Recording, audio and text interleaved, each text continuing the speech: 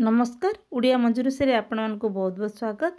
ये देखो मु आमला नहीं आमला टी बड़ बड़ साइज देखिए आज मुझे आज मु आमलार मोरबा बनबी से गोटे केजी आमला ये मुझे ये आमला गुड़िक शीत दिन में मिलता है। आमलार भरपूर मात्रा आयरन और विटामिन सी अच्छी जदि यहाँ डेली गोटे लेखा आम खाई थाए ताले आम देहरे बहुत उपकार करें। से आज मु आमलार मुरबा बनबी जहाँ अनेक दिन रखिपरि आम खाईपर। आउ ये आमला को सीझापी डायरेक्ट पानी रे सीझे ना या गोटे इडली बर्तन नहीं से ग्लासे पानी दे तापर इडली फ्लेम रखिकी मु आमला को रखिकी मीडियम फ्लेम रे 10 ରୁ 12 मिनट हम या सीझी आनी। देखो आमला मोर सीझी जाए ठंडा है या भल कर एमती स्पोक साहाଯ୍ୟରେ कणा करदेवी। एमती कणा करने द्वारा मुरबा बनवा बेले तार जो गुड़र रस या भितर जाए आमलाटा बहुत टेस्टी बन था। आमला सब ठंडा हो जाए टूथपिक साहाଯ୍ୟରେ नहले एमती स्पोक साहाଯ୍ୟରେ आपण या कणा करदेवे नहले छुरी रे एमती खोपी खोपी कणा करदेवे।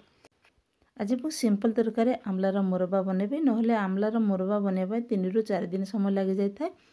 ये मुरबा बनवाई गोटे कप मु चीनी नहीं गोटे कप गुड़ पाउडर नहीं या कढ़ाई देकी अल्प टिके पानी देली या मेल्ट हाँपाई। ये गैस मु मीडियम रे रखी चीनी गुड़ टिके मेल्ट है मात्रे आम जो आमला रखी से पकईदबा।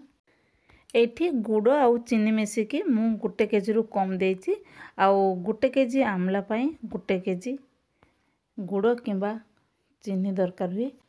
ये आमर गुड़ आउ चीनी टिके मेल्ट कर गलानी एबे से मु आमला पकईदेली। आमला को एबे मु मीडियम फ्लेम रे पकईकी गुड़ सहित फुटेबी।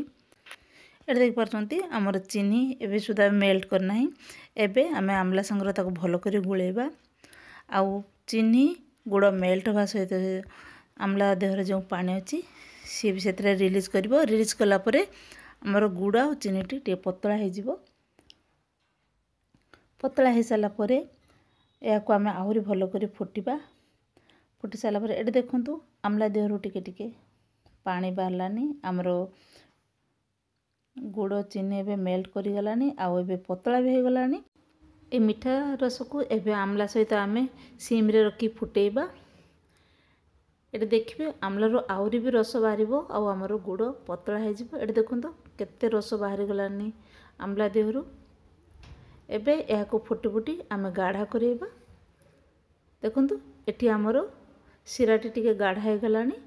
एठी गोटे बाटी रे आपको चेक करी मु देखैबी सिराटी तार वाला बनी कि नहीं। जदि तार वाला बनी जाइथिबो ताहले जानिबा हमर आमलार मुरब्बा रेडी हो जाइछि। एठी गोटे बाटी नहीं आउ टिके ठंडा होला परे मु आपको चेक करी देखौछि तार एथिरे बनिचे ना नहीं। एठी सिराटा ठंडा हो जाइछि एबे चेक करी देखिबा ना। देखंतु एथिरे तार हमर बनु नाही ताहले आउ टिके फुटिबाको हबो। पुणी आउ थरे मु सिरा नेकी देखिबी ठंडा करिकी एबे तार बनुचे ना नहीं।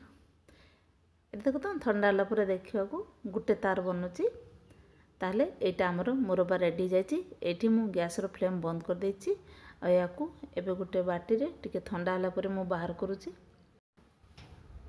एटी सब गोटे गोटे करी मुरबा मु गोटे बर्तन को बाहर कर नेछि आ एथिरे एबे मु मसला मिसेबी। एटी देखंतु गोटे चामच एटी मु स्वाद अनुसार साधा लुण देछि आपन चाहिले ब्लैक सॉल्ट भी दे पारंती। एठी गोटे चामच मु भाजा जीरा और लंका गुंड देछि। लंका और जीरा को मु ताबारे टिके भाजी आनिके ताको गुंड करी पकेछि आ सेतिरे एबे ठंडा हो जाइथिबा सिरा को मिसेई देली मिसेई के भलो करे गुळे देली। याको गुळे साला परे तापर आपण हमको देखोछि हमर मुरबाटा केते सॉफ्ट होइछि। देखंतु एटी मुरबाटा बढ़िया करी सिझी जाइछि सिरा सहित आ ता भितर भलो करी रस जाइछि। याको एबे टिके ठंडा होला परे मु जार पुरे की रखि देबी। और ये आमलार मुरबा वर्ष रु अधिक रही पारिबो। तेणु ये शीत दिन में आमलार मुरबा बनैकी स्टोर करी अनेक दिन पर्यंत खातु। तेणु आशा करुँचे आमलार मुरबा रेसिपी आपको भल लगे। जदि भल लगे ताले मो वीडियो गोटे छुटिया लाइक करदेवे।